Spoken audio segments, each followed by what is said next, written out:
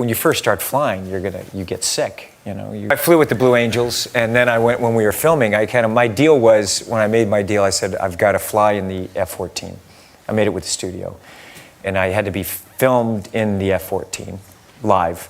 And so I had to go through all the ejector seat training, and I couldn't wait to fly. So in the morning, I was my first pilot that I flew with. His name was Bozo. Hi, how are you? Bozo. So we're going out, and we're just right, I don't know, a couple feet off the deck in the desert, and we're just sweating. I'm sweating in the F-14. And because we were doing heavy maneuvers. And we did a really heavy maneuver. We pulled like 9.5 Gs. And you go out, you've got a G suit on, but you just kind of black out.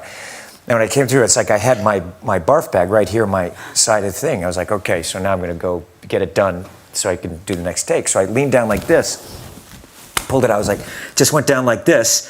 And he, at that point, decided to pull up. And he pulled up so hard and for so long. I mean, I can't do it now. My head literally was touching the ground. The G-force had my spine.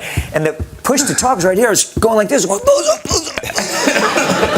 And it's like, he was going up forever.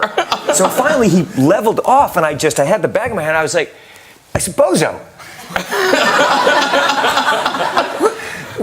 Didn't you see? You get a check. You didn't tell me you were going to do that. My head was like, what? He says, yeah, they don't call me Bozo for nothing.